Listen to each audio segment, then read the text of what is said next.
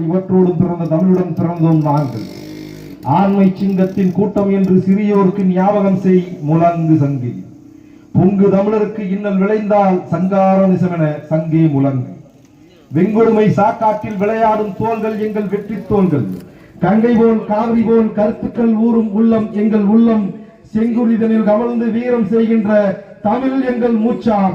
எங்கள் வாழ்வும் எங்கள் வளமும் மங்காத தமிழ் என்று சங்கே முழங்கு.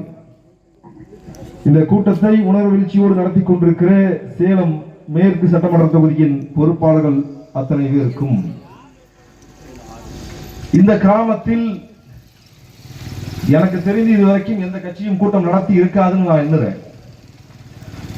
அப்படி இருக்கக்கூடிய இந்த கிராமத்தில் கூட கட்சியின் கொள்கையை கொண்டு சேர்க்க வேண்டும் என்கிற நோக்கத்தோடு இந்த கூட்டத்தை முன்னெடுத்துக் கொண்டிருக்கிற அண்ணன்மார்கள் தம்பிமார்களுக்கும், என்னடா இவங்க இந்த தெருவில் என்ன பேசிட்டு இருக்காங்க, என்னதான் பேசிட போறாங்கன்ட்டு ஏதோ ஒரு மூலையில் நின்று உங்கள் செவி வழியாக இந்த பிள்ளைகளின் செய்தியை உள்வாங்கிக் கொண்டிருக்கும் எங்கள் பெற்றோர்கள், உடன் பிறந்தார்கள், அண்ணன்மார்கள், அம்மாமார்கள் அத்தனை பேருக்கும் என்னுடைய புரட்சிகர வணக்கங்கள்.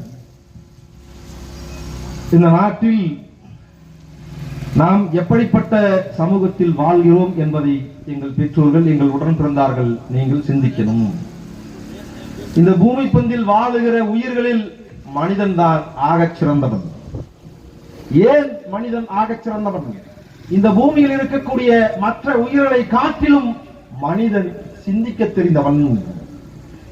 பிற உயிர்களுக்கு சிந்திக்க தெரியாது, சிந்தித்து அதன்படி வாழ்வை அமைத்துக் கொள்ள முடியாது.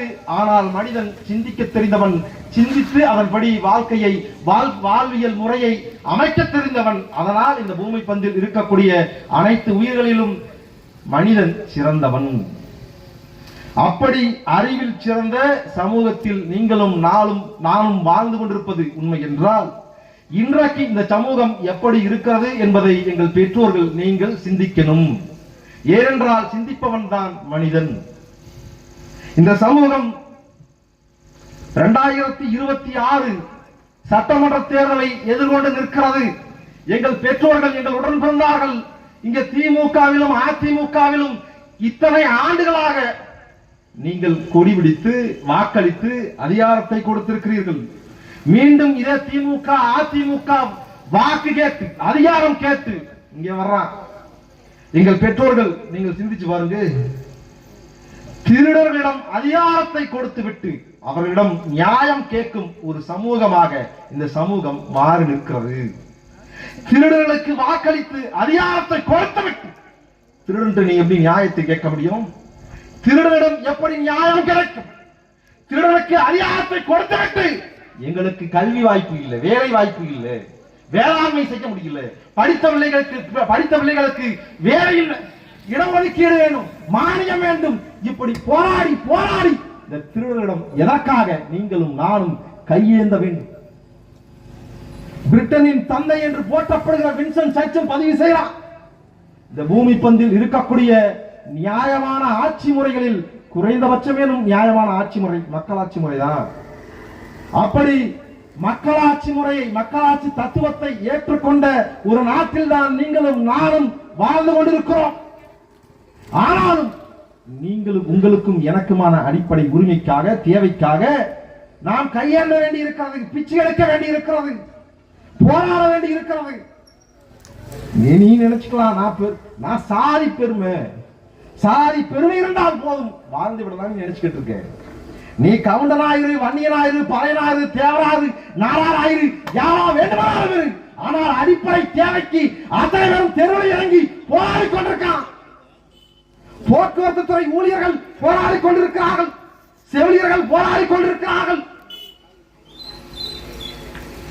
இடைநிலை ஆசிரியர்கள் போராடி கொண்டிருக்கிறார்கள், மாணவர்கள் போராடி கொண்டிருக்கிறார்கள், மீனவர்கள் போராடுகிறார்கள், அத்தனை தரப்பு மக்களும் போராடுகிறார்கள். போராடுகிற இந்த மக்களில் கவுண்டர் இருக்கா, பறையாச்சி இருக்கா, வன்னியர் இருக்கா, தேவர் இருக்கா, நாடார் இருக்கா, அத்தனை இருக்கா. அப்ப நீ யாரா இருந்தாலும் ஒரு உரிமைக்கு போராடணும், பிச்சை எடுக்கணும், கெஞ்சணும். யாத்த இந்த திருட்டு அயோக்கிய பேரட்ட இந்த நிலையில் தான் இந்த சமூகத்தை நாம் வைத்திருக்கிறோம். எங்கள் பெற்றோர்கள், நீங்கள் தான் வாக்களித்து அதிகாரத்தை கொடுத்தீர்கள். இன்றைக்கு இந்த பிள்ளைகள் எல்லாம் தெருவில் இறங்கி போராட வேண்டிய தேவையை உருவாக்கியவர்கள் எங்கள் பெற்றோர்கள். எங்கள் பெற்றோர்கள்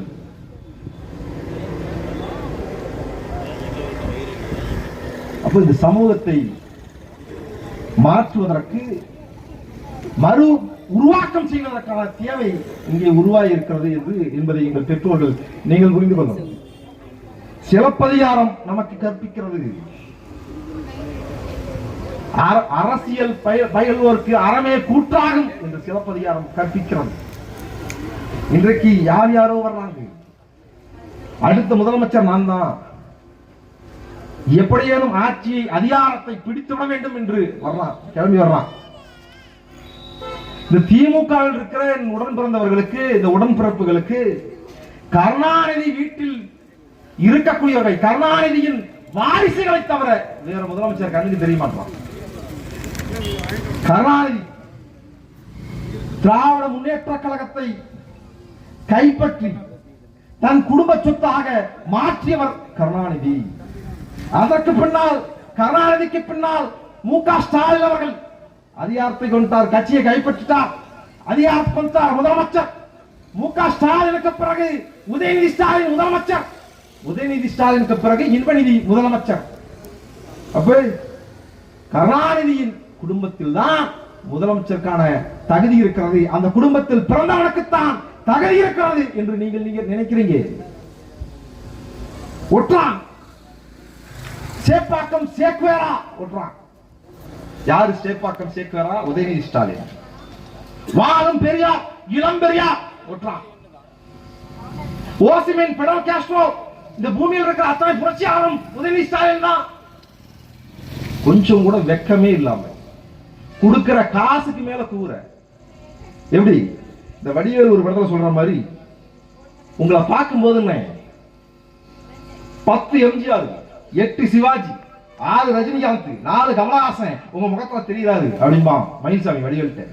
ஏன்னா அத்தனை மூஞ்சி மாடா தெரியுது, அது ரொம்ப கோரமா இருக்கு மேடம் அப்படிம்பாரு வடிவேல். அந்த மாதிரி இந்த உதயநிதி முகத்துல, உதயநிதி அந்த மூஞ்சில ஒரு சேக்வேரா, ஒரு பெரியார், ஒரு அம்பேத்கர், வாழ அம்பேத்கர் பெரியார் என்றான், பிடல் காஸ்ட்ரோன்றான். ஏன்னா கொஞ்சம் கூட வெக்கமே இல்லையா? அப்ப கருணாநிதி குடும்பத்திலிருந்து வந்தவர்களுக்கு தான் தமிழ்நாட்டை ஆளுவதற்கு தகுதி இருக்கிறது நினைக்கிற. அப்போ இந்த முதலமைச்சர் பதவியை யார் வேண்டுமானாலும் அடைந்து விடலாம். இந்த சமூகம் காசு கொடுத்தால் சாராய போதையை, மத போதையை, சாதிய போதையை, சினிமா போதையை கற்பித்தால் யார் வேண்டுமானாலும் இந்த அதிகாரத்தை அடைய முடியும் என்கிற கனவோடு இங்க வேலை செய்யலாம். சமூகத்திற்காக, மக்களுக்காக உழைக்க வேண்டும், உழைத்தால்தான் அதிகாரத்தை பெற முடியும் என்கிற நிலை இங்கே இல்லை. காசு கொடுத்தால் போதும், சாதி மத போதையை ஊற்றினால் போதும், திரை கவர்ச்சியை காட்டினால் போதும், நாம் அதிகாரத்தை பெற்றுவிட முடியும் என்று எண்ணுகிறார்கள். என்னாச்சு? திரையில் நடித்துக் கொண்டிருந்தவர்கள், கேமரா முன்னாடி நடித்துக் கொண்டிருந்தவர்கள் தலைவர் நடிக்க தொடங்கிட்டான். அடுத்த முதலமைச்சர் நான் தான்.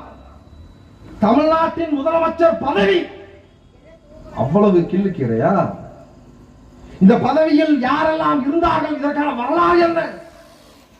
இந்த நாடு சுதந்திரம் பெற வேண்டும் என்பதற்காக நம் முன்னோர்கள் இந்த ஜனநாயக குடியரசை, ஜனநாயக தத்துவத்தை உருவாக்குவதற்காக செக்கிழுத்து செத்து போனான். ஆனா இன்றைக்கு சினிமாவில் நடித்தா போதும் முதலமைச்சர் முடியுன்றான். அடுத்த முதலமைச்சர் விஜய் தான், கடவுள்ன்றான். யார் கடவுள்? திரையில் நடித்த விஜய் கடவுள், அஜித் கடவுள். திரையில் நடித்ததாலேயே இவர்கள் எல்லாம் தலைவர்களாக, கடவுள்களாக போற்றப்படுகிறார்கள் இந்த சமூகத்தில். இந்த முதல்வர் நாற்காலி, முதலமைச்சர் பதவி என்பது எப்படிப்பட்ட தலைவர்கள் அமர்ந்த பதவி? ஓமந்தூரா ராமசாமி ரெட்டியார் என்று ஒரு முதல்வர் இருந்தார் இந்த மண்ணில். எங்கள் பெற்றோர்களுக்கு, எங்கள் உடன் பிறந்தார்களுக்கு, என் தம்பிமார்களுக்கு, அண்ணன்மார்களுக்கு இந்த வரலாறு தெரியாது. முதலமைச்சர்னா எம்ஜிஆர் நினைச்சிட்டு எம்ஜிஆர் நினைச்சிட்டு இருக்க, முதலமைச்சர் கருணாநிதி ஜெயலலிதா நினைச்சு கொண்டிருக்க, முதலமைச்சர் எடப்பாடி பழனிசாமியும் ஸ்டாலினும் தான், இவர்கள் தான் முதலமைச்சர்கள் என்று நினைத்துக் கொண்டிருக்க. ஓமந்தூரார் ராமசாமி ரெட்டியார் என்று ஒரு முதல்வர் இருந்தார். காங்கிரஸில் முதலமைச்சராக இருந்தார். தன் ஆட்சியில் அரசு அதிகாரிகள், அமைச்சர்கள், சட்டமன்ற உறுப்பினர்கள், நாடாளுமன்ற உறுப்பினர்கள் இவர்களின் எவரின் பரிந்துரையையும் எந்த அரசு அதிகாரியும், காவல்துறை அதிகாரியும், மாவட்ட ஆட்சியர்களும் எவரும் ஏற்கக்கூடாது. எவரேனும் பரிந்துரை செய்தால், சிபாரிசு செய்தால் என்னிடம் புகார் தெரிவிக்க வேண்டும், உரிய நடவடிக்கை எடுக்கப்படும் என்று சுற்றறிக்கை அனுப்பிய ஒரு ஆணையாளர் தலைவன் ஓமந்தூரார் ராமசாமி ரெட்டியார். இங்கே எடப்பாடி பழனிசாமி, ஜெயலலிதா, எம்ஜிஆர், கருணாநிதி, இன்றைக்கு முதலமைச்சர் மு.க. ஸ்டாலின் ஒரு சுற்றறிக்கை ஆணையம் தான் பேசுறாங்க வாய்களையே. சமூக நீதி காத்த இயக்கம் திராவிட முன்னேற்ற கழகம், சமூக நீதி இயக்கம் திமுக, சமூக நீதி வீராங்கனை ஜெயலலிதா, வாய்கைய பேசுற இந்த அயோக்கியர்கள் அறிக்கை விட சொல்லு. ஒரு சுற்றறிக்கை தமிழ்நாடு முழுக்க அரசு அதிகாரிகளுக்கு, காவல்துறை அதிகாரிகளுக்கு விட சொல்லு. எவனும் சிபாரிசு வரக்கூடாது. சட்டமன்ற உறுப்பினர், அமைச்சர் சிபாரிசு வந்தா நடவடிக்கை பேச சொல்லு. வேளாண் நிலங்களை தொழிற்சாலைகளுக்காக, வேளாண்மை செய்யக்கூடிய நிலங்களை தொழிற்சாலைகளுக்காக கொடுக்க முடியாது என்று அப்போதைய பேரெழுப்பு செய்தவர் ஓமந்தூரார். அறிஞர் அண்ணா சொன்னார், கொள்கையா ஆட்சியா என்று வந்தால் நான் ஆட்சி என்பது, பதவி என்பது என் தோளில் கிடக்கிற துண்டுக்கு சமானம், தூக்கி எறிந்து விட்டு போவேன் என்று பேசினார் அண்ணா. பேசினார், பேசினார்.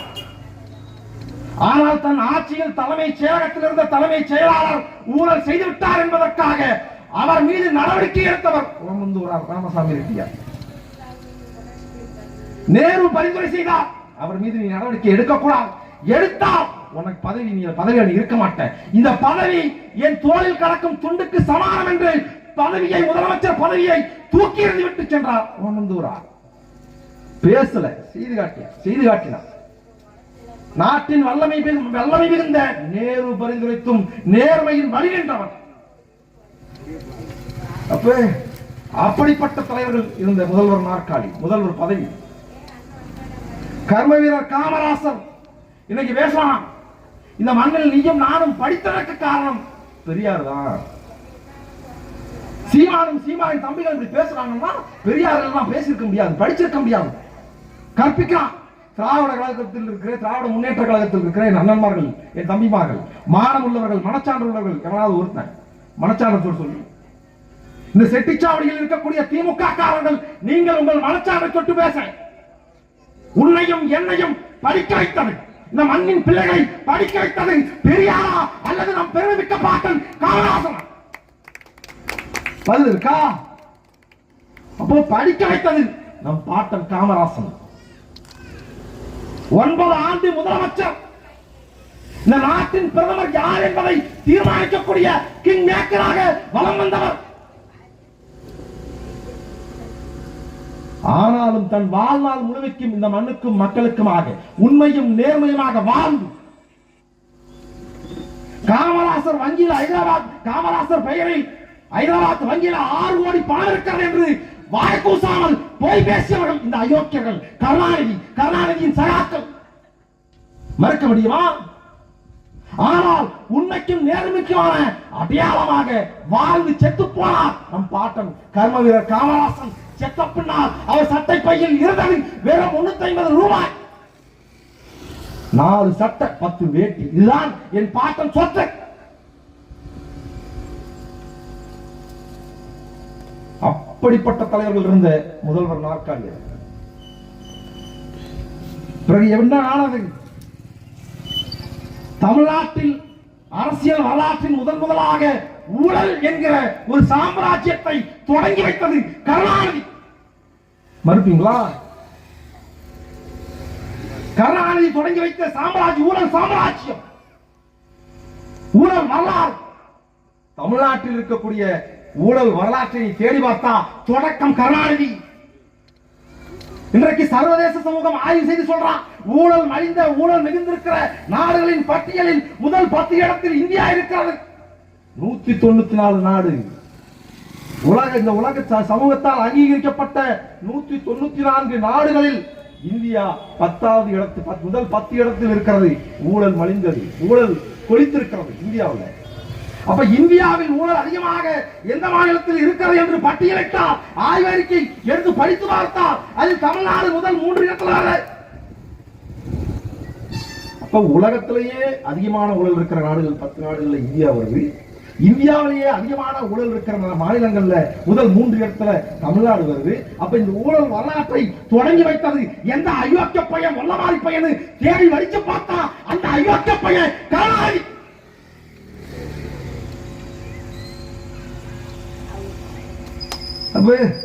ஊழல் வரலாறு இன்னைக்கு கட்சி தொடங்கி வர்றாரு. நடிகர் விஜய் கட்சி தொடங்கி வர்றாரு. எங்களின் கொள்கை தலைவர் அண்ணா, கொள்கை தலைவர் பெரியார், கொள்கை தலைவர் காமராசர் பேசுறாங்க.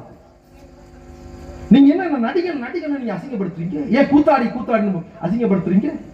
ஏன் கூத்தாடி நாடாள கூடாதா? கூத்தாடி கூத்தாடி இனி அசிங்கப்படுத்த முடியாது. கொந்தளிக்கிறாரு விஜய், கொந்தளிக்கிறார். கூத்தாடி கூத்தாடி என்ன அசிங்கப்படுத்தாதீங்க. கூத்தாடி என்றா அசிங்கமா? கொந்தளிக்கிறாங்க. இந்த டிவி கேட்க அணில் குஞ்சுகள் எல்லாம், தற்கொலை எல்லாம் கொந்தளிக்கிறான்.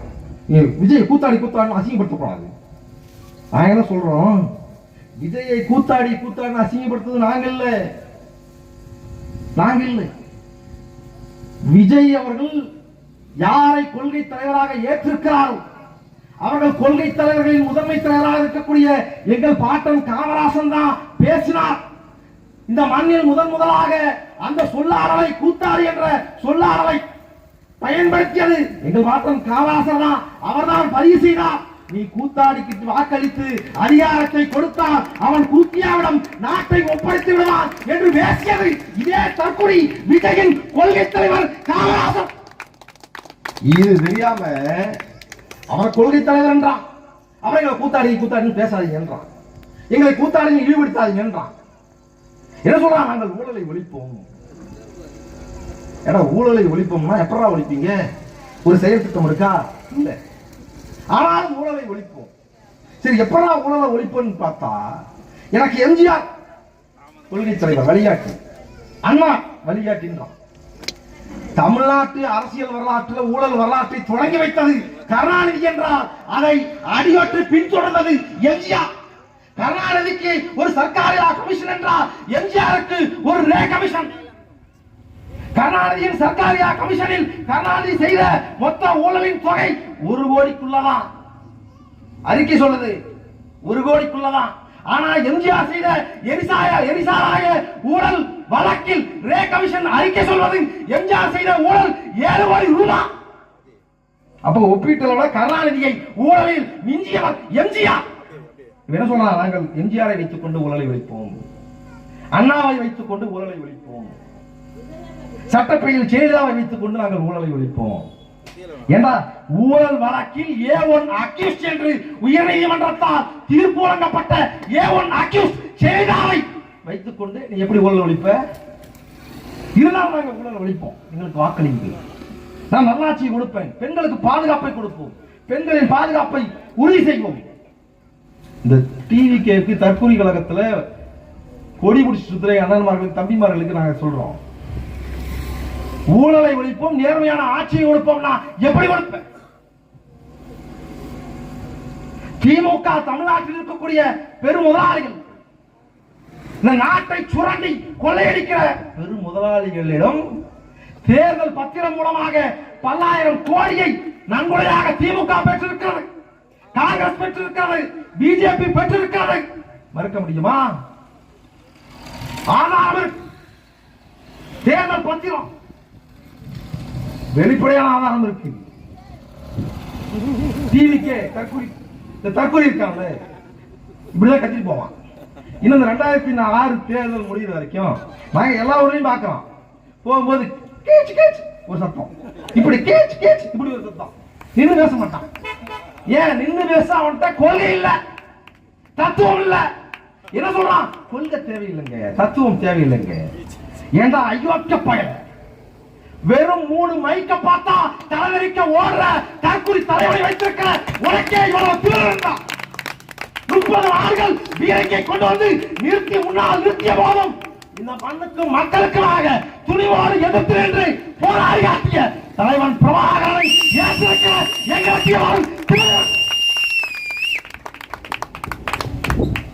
எங்க விஜய்க்கு நீங்க வாக்களிச்சீங்கன்னா, எங்க ரோட்ல போறோம் சொல்லல, ரோட்ல போற விஜய் ரசிகனும் டிவிக்கே கட்சிக்காரனும் சொல்லல, தொலைக்காட்சி விவாதத்தில் பங்கெடுக்கிற டிவிக்கே கட்சியின் ஸ்போர்ட்ஸ் பர்சன் பேச்சாளர் சொல்றான். எந்த நம்பிக்கை? எதற்காக மக்கள் விஜய்க்கு வாக்களிக்கணும்? நிறைய கேள்வி கேட்கிறார். எங்க என்னங்க இப்படி கேட்பீங்க? 30 வருஷமா என்டர்டைன்மெண்ட் பண்ணிருக்காருங்க, சினிமால இருந்தே இவ்வளவு என்டர்டைன்மெண்ட் பண்ணிருக்காருன்னா, உங்களை சந்தோஷப்படுத்தி இருக்காருன்னா, நீங்க ஒரு முதலமைச்சர் ஆக்குறீங்கன்னா இன்னும் 30 வருஷத்துக்கு சூப்பரா என்டர்டைன்மெண்ட் பண்ணுவாருன்றான். ஏன்னா அறிவு சேர்ந்த எங்கள் பெற்றோர்கள் எவராவது ஒருவர், நீங்க உங்க மனசான சொல்லி சொல்லுங்க, உங்க வீட்டுல டிவிகே கட்சியில விஜய் படத்தை வச்சுட்டு விஜய் கட்சி கொடியை முடிச்சுட்டு எவராவது பிள்ளை உங்க வீட்டுல இருக்கிற அண்ணன் தங்கச்சியோ இல்ல பிள்ளையோ பெற்ற பிள்ளைகளோ போறானா செருப்பு கொடி. அப்ப சொல்றான் 30 ஆண்டுகள் என்டர்டைன்மெண்ட் பண்ணிருக்காங்க, நல்லா டான்ஸ் ஆடுவாங்க, நல்லா டான்ஸ் ஆடுவாரு. கொண்டு வந்து மேல நிறுத்தினா, டான்ஸ் ஆடுறவனை கொண்டு வந்து மேல நிறுத்தினா எப்பறம் தத்துவம் பேசுவான், அரசியல் பேசுவான். மக்களின் பிரச்சனையை பேச தெரியல. A4 சீட்ல படிச்சு வச்சு படிக்கிறாரு. மக்களின் பிரச்சனையே A4 சீட்ல பார்த்தானா அவனுக்கு தெரியும்னா அவன் என்ன தலைவன்? முதல்ல தலைவனா? தலைவனா யார் தலைவன்? தத்துவம் இருக்கணும், கோட்பாடு இருக்கணும், நோக்கம் இருக்கணும், அவன் தான் தலைவன். என்ன தத்துவம் இருக்கு, என்ன கோட்பாடு இருக்கு? எங்கள் பெற்றோர்கள் நீ சிந்திச்சு பாருங்க. இந்த செட்டிச்சாவடி பகுதியில் இந்த தெருவில் ஒருவன் கோவணம் இல்லாமல் அம்மனமாக நடந்து வந்தால் எங்கள் பெற்றோர்கள் அவனை நீங்கள் செருப்பால அடிப்பீங்க, செருப்பை கொண்டு அடிப்ப. ஏன்? நாம் நாகரிகம் அடைந்த சமூகத்தில் வாழ்ந்து கொண்டிருக்கிறோம். நாமெல்லாம் நாகரிகம் அடைந்து விட்டோம், நாகரிகமான சமூகத்தில் வாழ்கிறோம். உடை அணியணும், இதுதான் நாகரிகம். அப்ப கோவணம் இல்லாமல் அம்மனமாக ஒருவன் வந்தால் அவன் நாகரிகமற்றவன், அவனை செருப்பால அடிப்ப. ஏனென்றால் இது நாகரிகம் அடைந்த சமூகம். அப்படி இந்த நாகரிகம் அடைந்த சமூகத்தில் கோவணம் இல்லாமல் ஒருவன் வந்தால் அவன் நாகரிகமற்றவன் என்றால், இதே நாகரிகமான சமூகத்தில் கொள்கையற்ற ஒருவன் நான் தான் தலைவர் என்றால் அவனையும் நீ செருப்ப கொண்டு அடிக்கணும். கொள்கை தேவையில்லை என்றான். கொள்கை இருக்கு. 30 வருஷம் என்டர்டைன்மெண்ட் பண்ணிருக்காங்க. என் பெற்றோர்கள் உடன் பிறந்தார்கள். இந்த சூழலை நீ உள்வாங்கிக்கணும், இந்த அரசியலை, நுட்பமான அரசியலை நீ உள்வாங்கிக்கணும். முன்னாடி பேசிய என் தம்பி ஒருவர் பதிவு செய்தார், ஒவ்வொரு தேவையும் தமிழ் தேசியம் மேலெழாமல் இருப்பதற்காக இவர்கள் சதிவேலையை செய்து கொண்டிருக்கிறார்கள். 2016 மக்கள் நல கூட்டணி என்று ஒரு கூட்டணியை உருவாக்கி தமிழ் தேசியத்தை மட்டம் தட்டினார். 2019 கமலஹாசனை இறக்கிறார்கள். இதே தொலைக்காட்சி ஊடகங்கள் கமலஹாசனுக்கு முக்கியத்துவம் கொடுத்தது. நாம் தமிழர் கட்சியை இதர கட்சி பட்டியல கூட சேர்க்கல. தொலைக்காட்சி விவாதங்களில் நாம் தமிழர் கட்சி புறக்கணிக்கப்பட்டது. சீமான் பெயர் உச்சரிக்கப்படல. இளைய பிள்ளைகளுக்கு வரலாறு தெரியாது. 10 ஆண்டுகளுக்கு முன்னால் நிகழ்ந்த வரலாறை எங்கள் பெற்றோர்கள் பின்னோக்கி பார்க்கணும். நாம் தமிழர் கட்சி தொடங்கப்பட்டது. இந்த செய்தியை எந்த தொலைக்காட்சி ஊடகம் காட்டியது? நாம் வச்சு போராடியது எந்த தொலைக்காட்சி ஊடகம் காட்டியது? 2017 தான் ஜல்லிக்கட்டு போராட்டம் மெரினா கடற்கரையில் புரட்சி வெடித்தது. மெரினா புரட்சி வெடித்தது 2017 மக்கள் தன்னெழுச்சியாக ஜல்லிக்கட்டுக்காக நாட்டு மாடுகளை மீட்க வேண்டும், பாரம்பரிய மாடுகளை மீட்க வேண்டும் என்கிற உயரிய நோக்கத்திற்காக மெரினாவில் கூடி புரட்சி செய்தார்கள். 2017 ஜனவரியில் 2017 தன்னெழுச்சியாக ஒரு போராட்டம் முன்னெடுந்த உடனே அதுல போய் மாஸ்க் போட்டு உட்கார்ந்தவனா விஜய். ஆனால் 2017க்கு முன்னாடி வளத்தை தன் வசம் வைத்திருக்கிறதோ அதுதான் இந்த உலகில் வல்லரசு நாடாக இருக்கும் என்று அறிவிக்கிறான். ஒரு ஆய்வறிக்கை சமர்ப்பிக்கிறான் சர்வதேச சமூகத்துல. டோனி ஆலன் அவன் என்ன சொல்றான்? இது மழைநீர் கொள்கை, விர்ச்சுவல் வாட்டர் பாலிசி. இந்த விர்ச்சுவல் வாட்டர் பாலிசியை எந்த நாடு உள்வாங்கி செயல்படுகிறதோ அந்த நாடுதான் வளமிக்க நாடாக, பணக்கார நாடாக உருப்பெற முடியும். இது டோனி ஆலனின் ஆய்வறிக்கை. அது எப்படி தம்பி? அது என்ன மழைநீர் கொள்கை, விர்ச்சுவல் வாட்டர் பாலிசி? இன்னைக்கு நீயும் நானும் பெருமையா பேசுறோம். இந்தியாவிலேயே அதிகமான மாம்பழங்களை ஏற்றுமதி செய்யக்கூடிய மாவட்டம் தர்மபுரி, சேலம், கிருஷ்ணகிரி. உலகிலேயே அதிக தரமான சுவையான மாம்பழத்தை உற்பத்தி செய்யக்கூடிய மண் சேலம் மண். சேலம் என்றால் மாம்பழம். ஆனால் உலகில் மிக உயர்தரமான மாம்பழம் விளையக்கூடிய இந்த மண்ணில் பிறந்த நீயும் நானும் உன் பிள்ளைக்கு என் பிள்ளைக்கு ஏதாவது உயர்தரமான மாம்பழத்தை வாங்கி கொடுத்திருக்கோமா? ஆனா மாம்பழத்தை ஏற்றுமதி பண்றோம். இந்தியாவிலேயே அதிகமான முட்டை உற்பத்தி செய்து ஏற்றுமதி செய்யக்கூடிய மாவட்டம் நாமக்கல். உனக்கும் எனக்கு பெருமை. இந்தியாவிலேயே தரமான தேயிலைகளை உற்பத்தி செய்து ஏற்றுமதி செய்யறோம். உதகமண்டலம், கொடைக்கானல் என்று ஏற்றுமதி செய்யறோம். இதுல என்ன பார்க்க வேண்டியிருக்கு? இந்த விர்ச்சுவல் வாட்டர் பாலிசினா என்ன? இங்கே இருந்து ஏற்றுமதி செய்யக்கூடிய ஒரு மாம்பழத்தில் ஏறத்தாழ 400 லிட்டர் தண்ணீர் இருக்கிறது. அப்ப ஒரு மாம்பழத்தின் ஏற்றுமதி செய்யறோம்னா 400 லிட்டர் தண்ணீரை அமெரிக்காவுக்கும், பிரிட்டனுக்கும், கனடாவுக்கும், ஜெர்மனுக்கும் ஏற்றுமதி செய்கிறோம் என்று பொருள்.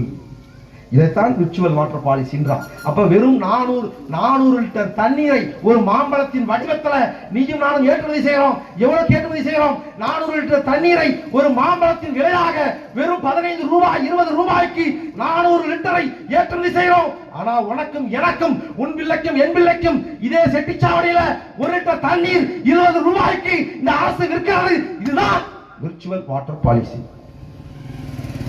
எப்படி? நாமக்கல்லில் இருந்து ஏற்றுமதி செய்யக்கூடிய முட்டையில் ஒரு முட்டையில் 200 லிட்டர் தண்ணீர் இருக்கிறது. அமெரிக்கா குடிமகன் ஒருவன் எழுந்து காலையில், விடிய காலையில் ஒரு தேநீர் அருந்தான்னா அந்த தேநீரில் நம் நாட்டின் வளமாக இருக்கிற தண்ணீர், ஒரு குவளை தேநீரில் 250 லிட்டர் தண்ணீர் அங்கே இருக்கிறது. 50 கிராம் தேயிலை தூள், காப்பி தூளை ஏற்றுமதி பண்றோம்னா 5000 லிட்டர் தண்ணீரை ஏற்றுமதி செய்கிற என்று பொருள். அப்ப நம் நாட்டில் இருக்கக்கூடிய தண்ணீர் வளத்தை நீயும் நானும் அற்ப காசுக்கு ஏற்றுமதி பண்றோம். 500 லிட்டரை வெறும் 15 ரூபாய்க்கு, 20 ரூபாய்க்கு. ஆனா உனக்கும் எனக்கும் 1 லிட்டர் 20 ரூபாய். 20 ரூபாய். இந்த அரசியல்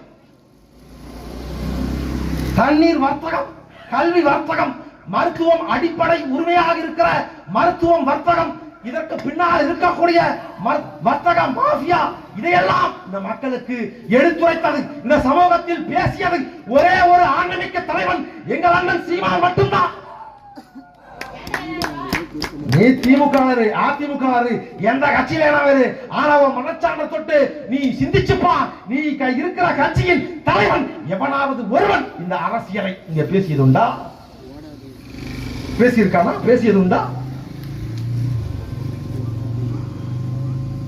ஓசூர்லங்க, ஓசூர் அப்படியே தொழிற்சாலை வளர்ச்சி அடைஞ்சிருச்சு.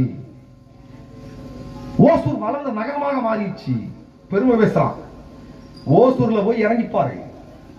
ஓசூர்ல போய் நின்று இறங்கி பார்த்தா நம்ம ஓசூர் தான் வந்திருக்கோமா, இல்ல நம்ம மகாராஷ்டிராவுக்கோ இல்ல கொல்கத்தாவுக்கோ வந்துட்டமாகிற அளவுக்கு இருக்கும். போய் இறங்கினா எல்லாம் இந்திக்காரன், வடமாநிலத்துக்காரன். இப்ப என்ன ஆயிடுச்சு?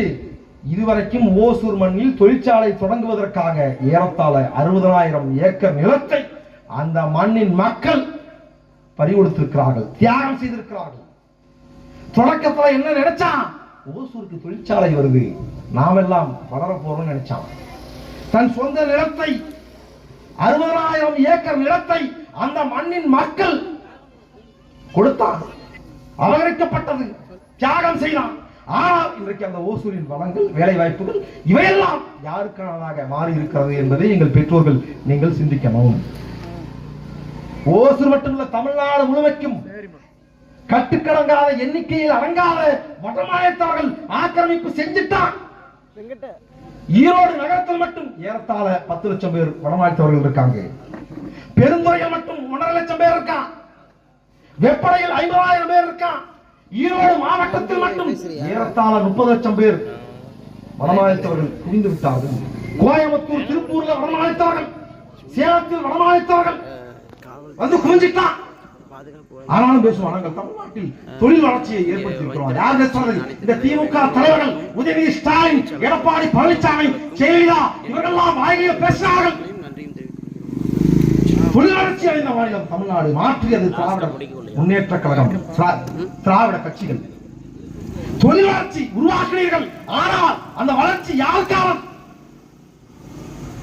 வங்கித்துறையில், அஞ்சல் துறையில், தொடர்வண்டி துறையில், சேவை துறை, தொலைத்தொடர்பு துறையில், எந்த துறையில் தமிழர்கள் இருக்கிறார்கள்? நீ போய் பாரு. சேலத்துல, ஓமலூர்ல, நீ தமிழ்நாடு முழுமைக்கும் திருச்சி, கோயம்புத்தூர், மதுரை, திருநெல்வேலி, சென்னை என்று எந்த மாவட்டத்துக்கு வேண்டுமானால் போய்வான். அரசு அலுவலகங்களில் எத்தனை தமிழர்கள் இருக்கா? எத்தனை படையாட்சி இருக்கா? எத்தனை படையர் இருக்கா? எத்தனை நாடார் இருக்கா? எத்தனை கவுண்டர் இருக்கா? போய் எண்ணிவான். இங்க ரெண்டு பெருமை பேசுறாங்க. விஜய் என் உயிருங்க, விஜய் என் மயிருங்க. சாதி பெருமை பேசுறது. அங்க ஒரு பக்கம் முடிச்சிட்டான். உனக்கும் எனக்குமான உரிமையை முடிச்சிட்டான். நீ நினைச்சிட்டு இருக்க உன் பிள்ளையும் என் பிள்ளையும் ஒரு ஒளிமயமான எதிர்காலத்தில் வாழும் போது நீ நினைச்சிட்டு இருக்க. அப்ப இந்த மண்ணின் வளங்கள் சூறையாடப்படுகிறது. இந்த மண்ணில் உருவாக்கக்கூடிய வளர்ச்சிகள் அனைத்தும் உனக்கும் எனக்குமானதில்லை. அப்ப இதை பேசுவது, இந்த அரசியலை இந்த மண்ணில் இதுவரைக்கும் பேசுகிற ஒரே தலைவன் எவனாவது ஒருத்தன் நாங்கள் வச்சு நாங்கள் தொடர்ந்து போராடுறோம். இந்த மண்ணில் வரக்கூடிய வடவர்களுக்கு, வடமாநிலத்தவர்களுக்கு உள்நுழைவு அனுமதி சீட்டு, இன்னர் லைன் பெர்மிட்டை நீ அமல்படுத்த நாங்கள் வச்சு போராடுகிறது எவனாவது ஒரு தலைவன் பேசியது உண்டா? பேசுவானா? நாங்க வச்சு பேசும்போது இவர்கள் பிரியமையாளம் பேசுறாங்க, மொழிவெறியை தூண்டாங்க என்றெல்லாம் விமர்சனித்தவர்கள் இந்த தலைவர்கள். இன்றைக்கும் திமுகவின் தலைவர்களுக்கு இதில் இருக்கக்கூடிய நிலைப்பாடு என்ன? திமுக இருக்கிற எண்ணன்மார்கள், என்ன உடன்பிறந்தார்கள், என் தம்பிமார்கள், எவராவது ஒருத்தர் மான ரோசன் உனக்கு இருந்தா, ஒரு ரத்தத்துல மானம் என்று, மான உணர்வு என்று ஒன்று இருந்தால், நீ திமுக இருக்கிற அடுத்த தலைமையிட்ட நீ கேட்கணும். மாவட்ட ஒன்றியத்திட்ட கேட்கல, மாவட்டத்திட்ட கேளு, மாவட்ட பொறுப்பாட்ட கேளு. இந்த வடமாநிலத்தில் நிறைய பேர் வரலாம், இவனுக்கு இன்னர் லைட் பர்மிட் கொடுக்கணும்னு சீமான் பேசலாம். இது ஏன் நம்ம கொடுக்க கூடாது? நம் நிலைப்பாடு என்ன? பேசு, கேளு. ஸ்டாலின் பதில் சொல்லுவாரா இதுக்கு? திமுக பதில் சொல்லுமா? அதிமுக பதில் சொல்லுமா? அதெல்லாம் கொடுக்க முடியாது. இது சுதந்திர நாடு. இந்தியா என்பது சுதந்திர நாடு. நீ யார் வேண்டுமானாலும் எந்த மாநிலத்தில் வேண்டுமானாலும் வாழலாம். சுதந்திரம் இருக்காது. சுதந்திர நாடு என்று வியாக்கியானம் பேசுவான். மனிதநேயம் கற்பிப்பான் உனக்கும் எனக்கும். யாரும் ஊரே யாவரும் கேளீர் என்ற உன்னத பண்பாடு இந்த உலகத்துக்கு நாகரீகத்தை கற்பித்த தமிழர்களுக்கு உனக்கும் எனக்கும் இவன் மனிதநேயம் கற்பிப்பான். சவுகார்பேட்டையில திமுக இந்தியில பேசி வாக்கு கேட்கிறான். அதிமுக இந்தியில் சூரட்டி ஒட்டி வாக்கு கேட்கிறான். இவன் எப்படி பேசுவான்? எவன் வந்தாலும் அவன் காலை நக்கி பிழைப்பது. இதுதான் திராவிடர்களின் வழக்கம். இது சீமான் பேசுனா பிரிவினைவாதம். இன்றைக்கு கேரளாவில் பினராயி விஜயன் அறிவித்து விட்டார். நிரந்தர பிறப்பிட அடையாள அட்டை பெர்மனன்ட் நேட்டிவிட்டி ஐடி கார்டை அறிவித்தார் பினராயி விஜயன். கேரளாவில் இருக்கக்கூடிய அவன் பார்த்தான், வெளிமாநிலத்தில் நம்ம அளவுக்கு அவன் ஊருக்கு போல. கேரளாவில் இருந்தால் நிறைய மலையாளிகள் தமிழ்நாட்டில் வந்து தொழில் தொடங்கலாம். உன் வேலை வாய்ப்பிலும் என் வேலை வாய்ப்பிலும் அரசு வேலைகளில் மலையாளி நிறைய நிறைந்திருக்கான். அவன் வேலை வாய்ப்பை இதுவரைக்கும் யாரும் பறிக்கல. ஆனாலும் அவன் சுதாரிச்சிட்டான். இப்ப என்ன பண்ணும்? வெளியிலிருந்து வரக்கூடிய வெளிமாநிலத்தவர்களுக்கு தானே நீ இன்னர் லைன் பெர்மிட் கொடுக்க கூடாது. கொடுத்தா விமர்சனம் பண்ணுவேன், போராட்டம் பண்ணுவேன், பினராயி விஜயன் இணையை தூண்டவர்கள் பேசுவேன். இப்ப அவன் என்ன பண்ணிட்டான்? கேரளாவில் இருக்கக்கூடிய மலையாளிகளுக்கு இவர்கள் தான் மலையாளிகள் என்று பெர்மனன்ட் நேட்டிவிட்டி ஐடி கார்டை கொடுத்தான். நாங்க பேசும்போது கேலி செய்தவர்கள், கிண்டல் செய்தவர்கள். இதை பேச சொல்லு. நான் தான் அடுத்த முதலமைச்சர், நான் தான் புடிங்கி நாட்டுமணி பேசுற தற்கொலை விஜய். இதில் குறித்த இதில் இந்த பிரச்சனை குறித்து விஜயின் நிலைப்பாடு என்ன பேசுவானா? எவனாவது ஒரு தற்கொலை இது குறித்து பேசுவானா? அவனுக்கு தெரியாதுங்க. 500 கோடி விட்டுட்டு வந்தார் விஜய். திரை உச்சத்திலிருந்து திரை வாழ்க்கையை விட்டுட்டு வந்த. எங்கடா விட்டுட்டு வந்த? இன்னொரு படம், இன்னொரு திரைப்படம் ரிலீஸே ஆகல.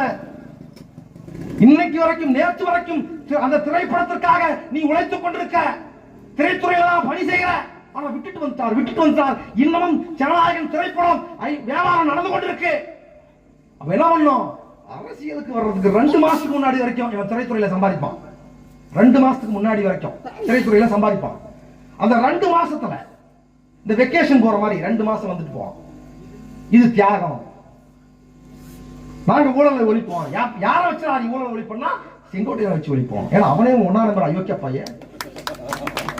செங்கோட்டையிலே ஒரு 1ஆம் நம்பர் அயோக்கிய பையன்.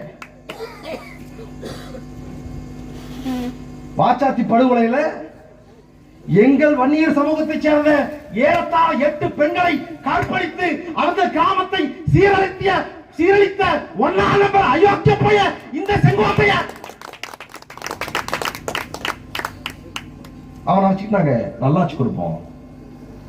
திமுக தேர்தல் பத்திரத்தின் மூலமாக முறைகேடாக இந்த மண்ணை சுரண்டி கொடுக்கிற, கொள்ளையடிக்கிற பெரும் முதலாளியிடம் 10,000 கோடி தேர்தல் பணம் வாங்கியிருக்கான். அதுல லாட்டரி மாற்றிடம் 600 கோடி வாங்கியிருக்கு திமுக. 600 கோடி வாங்கிய திமுக அயோக்கியம். ஏன்? லாட்டரி மாற்றின் ஒரு அயோக்கியம். இப்ப விஜய் வர்றாரு, நான் நல்லாச்சு கொடுப்பேங்க. எப்படி கொடுப்பேன்? லாட்டரி மாற்றின் என்கிற அயோக்கியம் இருந்து 100 கோடியை வாங்கி கட்சி நடத்துற ஐயா விஜய் அவர்கள், நடிகர் விஜய் அவர்கள், நான் நல்லாச்சு கொடுப்பேன், எங்க வாக்களிங்க, நாங்கள் பெண்களுக்கு பாதுகாப்பு கொடுப்போம். உங்க கொள்கை என்னங்க? என்னங்க கொள்கை? பெண்களுக்கு பாதுகாப்பான சமூகத்தை உருவாக்குவோங்க, அதாங்க எங்க கொள்கை. என்னடா உங்க பெண்களுக்கு நீங்க கொடுக்கிற பெண்களின் பாதுகாப்புன்னு பார்த்தா, திருச்செங்கோட்டுல ஒரு பெண் நிர்வாகி வீட்டுல திமுகவின் மாவட்ட செயலாளர் இரவு நேரத்தில் உள்ள புகுந்துட்டான். ஏன்டா கேட்டா? பாதுகாப்பு கொடுக்க வந்தாங்க. எப்படி பாதுகாப்பு கொடுக்க வந்தாங்க? வீட்டுல அந்த பொண்ணு தனியா இருந்துச்சு, பயந்துடக்கூடாதுன்னு பாதுகாப்பு கொடுக்க வந்தேன். எப்படியே சட்டையெல்லாம் கழட்டிட்டு பாதுகாப்பு கொடுத்திருக்காரு. அதாவது அயோக்கியத்தனம், தனி மனித ஒழுங்கீனம் என்பது அயோக்கியத்தனம். ஆனால் அதை காட்டிலும் அயோக்கியத்தனம் தன் கட்சி பொறுப்பு நிர்வாகியிடம், பெண் நிர்வாகியிடம், நான் உனக்கு பொறுப்பு வாங்கி தருகிறேன், நான் உனக்கு பதவி வாங்கி தருகிறேன் என்று ஆசை வார்த்தை கூறி பொது வாழ்வில் இருப்பதாக பேசிக் கொள்கிற இந்த தற்கொலைகள் பெண்களை சீரழிப்பது என்பது ஆகப்பெரும் அயோக்கியத்தனம். இந்த அயோக்கியர்களின் தலைவன் தற்கொலை விஜய் ஆகப்பெரும் அயோக்கிய.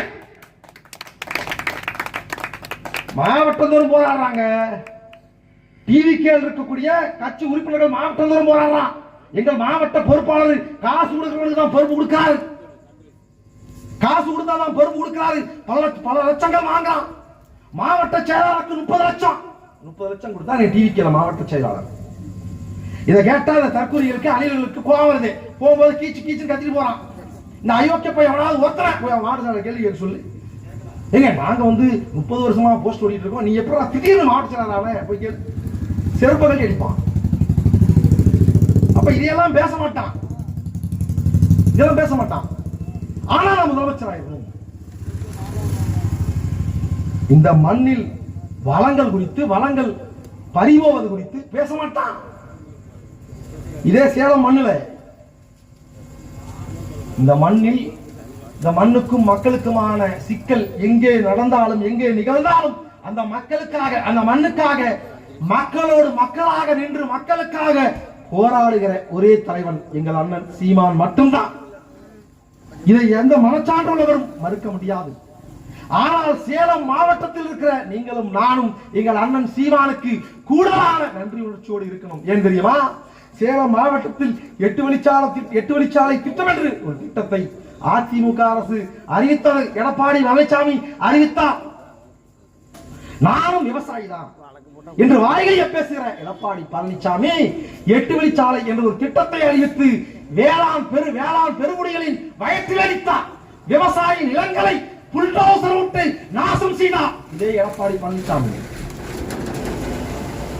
நமக்கு கற்பிக்கிறது, வள்ளுவம் நமக்கு கற்பிக்கிறது, உலகில் இருக்கக்கூடிய தலைச்சிறந்த அறிவியலாளர்கள் அத்தனை பேரும் நமக்கு கற்பிப்பது மலைகள் தான் நமக்கு பாதுகாப்பு அரண். எந்த மண்ணில் மலைகள் நிறைந்திருக்கிறதோ அந்த மண் பாதுகாப்பாக இருக்கும், வளங்களோடு இருக்கும். மலைகள் தான் நமக்கு அரண். மணி நீரும் மண்ணும் மலையும் அணிநிற காடும் உடையதான் என்கிறான் நமது வள்ளுவன். மலைகள் தான் நமக்கு அரண், பாதுகாப்பு. இதைதான் நமக்கு கற்பிக்கிறான்.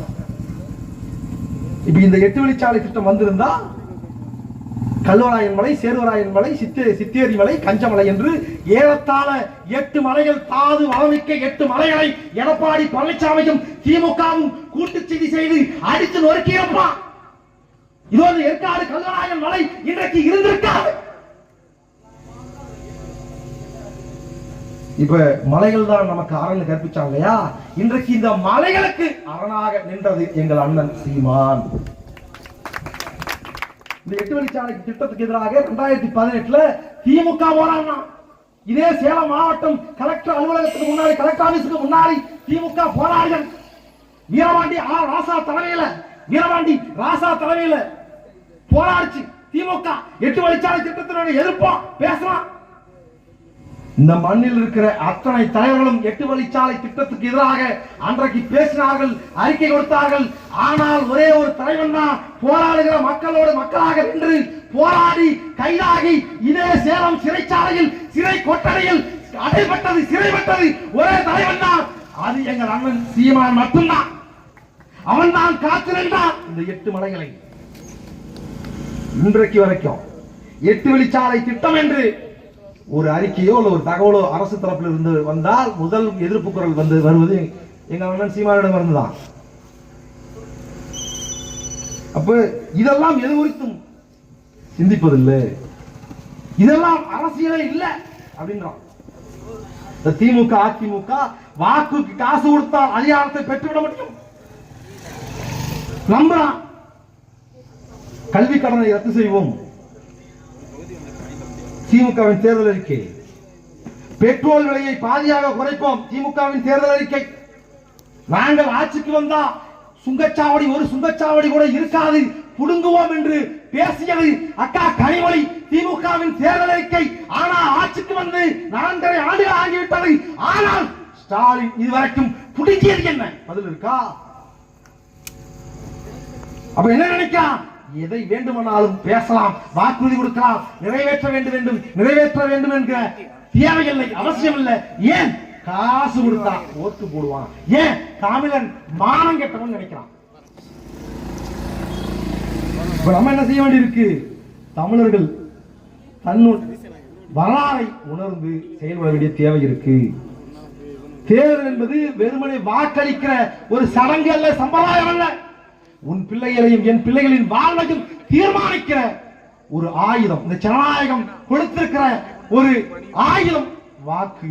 அதை எங்கள் பெற்றோர்கள் நீங்கள் உணரணும். அப்படி பார்த்தால் இந்த மண்ணில் இவன் பேசலாம், நாங்கள் தான் தூய சக்தி, திமுக தீய சக்தி, இதோ பராசக்தி, இதோ ஓம் சக்தி. இந்த அயோக்கிய பய பல பேர் வருவான். ஆனால் இந்திய தேர்தல் ஆணையம் ஒரு அறிவிப்பு, ஒரு அறிக்கை கொடுக்கிறது. தேர்தல் ஆணையம் 2021 தேர்தல், இந்திய தேர்தல் ஆணையம் கொடுத்த அறிக்கை. 2019 நாடாளுமன்ற தேர்தலின் போது இந்திய தேர்தல் ஆணையம் கொடுக்கப்பட்ட அறிக்கை. இந்தியாவில் இருக்கக்கூடிய அத்தனை மாநிலங்களிலும் ஆய்வு அறிக்கை கொடுக்கிறான். இந்தியாவிலேயே ஒரே ஒரு கட்சி தான் குற்ற பின்னணி இல்லாத வேட்பாளர்களை 100% நிறுத்திய ஒரே கட்சி நாம் தமிழர் கட்சி தான். பேசியது நாங்கள் இல்லை, தேர்தல் ஆணையம். அப்ப தொடக்கத்தில் நான் சொன்னதா திரும்ப உங்களுக்கு நினைவுபடுத்த விரும்புகிறேன். திருடர்களிடம் அதிகாரத்தை கொடுத்துவிட்டு நீங்கள் அவர்களிடம் நியாயம் பெற முடியாது. நீங்கள் பெற்றோர்கள் இதை உள்வாங்கிக் கொள்ளணும். நாங்க இவ்வளவு பேசுறோம். 10 ஆண்டுகளுக்கு மேலாக சீமானும் சீமானின் தம்பிகளும் இந்த மண்ணுக்காக, மக்களுக்காக, இந்த திமுக அதிமுக, கருணாநிதி, ஜெயலலிதா, எம்ஜிஆர், எடப்பாடி பழனிசாமி, மு.க. ஸ்டாலின் இவர்கள் எல்லாம் இந்த மக்களுக்கு எதிராக செய்த அயோக்கியத்தனத்தை நாங்கள் இவ்வளவு பட்டியலிட்டு பேசியிருக்கோம். மானத்தமிழர்கள் யாரும் மறுக்க முடியாது. ஏன்? நாங்கள் பேசியது சத்தியம், மறுக்க முடியாது. ஆனால் இதையெல்லாம் கேட்டவனாலும் தம்பி, நான் பரம்பரை திமுக தம்பி, நான் பரம்பரை அதிமுக தம்பி, நான் இரட்டை இலை சின்னத்துக்குத்தான் வாக்களிப்பேன், நான் உதய சூரியனுக்குத்தான் வாக்களிப்பேன் என்று பேசக்கூடியவர்கள் எங்கள் பெற்றோர்கள் நீங்கள் இருக்கிறீர்கள். இப்ப நாங்க என்ன சொல்றோம்? உங்கள் பிள்ளைகள், எங்கள் பெற்றோர்களுக்கு வாழ்வில் துன்பம் வந்தால், துயரம் வந்தால் கோவிலை நோக்கி ஓடுறீங்க, தேவாலயங்களை நோக்கி ஓடுறீங்க, பள்ளிவாசலை நோக்கி ஓடுறீங்க. அங்கே போய் இறைவனிடம் மண்டியிட்டு நீ வேண்ட, நான் வாழ்க்கையில யாருக்கு என்ன துரோகம் பண்ணேன், யாருக்கு என்ன துரோகம் பண்ணேன், ஏன் என் வாழ்வில் இவ்வளவு துன்பத்தை எனக்கு கொடுக்கிற முருகா, நீ இறைவனிடம் வேண்ட. இந்த மண்ணின் பிள்ளைகள் உங்ககிட்ட நான் சொல்றேன், நீங்கள் இவ்வளவு கேட்ட, இவ்வளவு இந்த அயோக்கியத்தனத்தை எல்லாம் பார்த்தவனாலும் நான் திமுகவுக்கு தான் வாக்களிப்பேன், அதிமுகவிற்கு தான் வாக்களிப்பேன் என்று நீ திரும்பவும் திமுகவிற்கும் அதிமுகவிற்கும் சாதி மத உணர்வுக்கும் கோட்டருக்கும் கோழி பிரியாணிக்கும் திரைக்காட்சிக்கும் தான் வாக்களிப்பேன் என்று நீ வாக்களித்தால் அது உன் பிள்ளைக்கு நீ செய்கிற பச்சை துரோகம். அந்த துரோகத்தை செய்துவிட்டு இனி நீ கடவுள் முன்னாடி போய் நான் யாருக்கு என்ன துரோகம் செய்தேன் என்று வேண்டுகிற தகுதியை நீ இழக்கிற. நீ வேண்டாத, நான் யாருக்கு என்ன துரோகம் செய்தேன், நீ உன் பெற்ற பிள்ளைக்கு துரோகம் செய்திருக்கிறாய், இனி வேண்டாத. அப்ப வரலாறு உனக்கு ஒரு வாய்ப்பளித்திருக்கிறது. இந்த வரலாற்றை திருத்துவதற்கு, மாற்றுவதற்கு, தமிழரின் வரலாற்றை மீட்பதற்கு வரலாறு உனக்கு அளித்திருக்கிற வாய்ப்பு நாம் தமிழர் கட்சியும் அண்ணன் சீமான் அவர்களும், நாம் தமிழர் கட்சி அண்ணன் சீமான் அவர்கள் இந்த சேலம் மேற்கு சட்டமன்ற தொகுதியில் ஆகப்பெரும் பண்பாளராக இருக்கக்கூடிய, சமூக செயல்பாட்டாளராக இருக்கக்கூடிய எங்கள் அன்பு சகோதரர் சுரேஷ்குமார் அவர்களை வேட்பாளராக அறிவித்திருக்கிறார். மனச்சான்றோடு நீங்கள் இந்த சமூகம் ஒரு உண்மையும் நேர்மையான சமூகமாக, நம் பிள்ளைகள் வாழக்கூடிய நேர்மையான சமூகமாக இந்த சமூகம் உருவாக்கப்பட வேண்டும், கட்டமைக்கப்பட வேண்டும் என்கிற நோக்கம் இருந்தால் உங்கள் மனச்சான்றோடு நீங்கள் வாக்களிக்க வேண்டிய சின்னம் நாம் தமிழர் கட்சியின் விவசாய சின்னம். நீங்கள் வாக்களிக்க வேண்டிய வேட்பாளர் நாம் தமிழர் கட்சியின் வெற்றி வேட்பாளர் சுரேஷ்குமார் அவர்களுக்கு நீங்கள் வாக்களிக்க வேண்டும். புரட்சி எப்போதும் வெல்லும், அதை நாளை மலரும். நாம் தமிழர் அரசு சொல்லும் தமிழ்த்தாய் வாழ்க, தலைவன் பிரபாகரன் வாழ்க.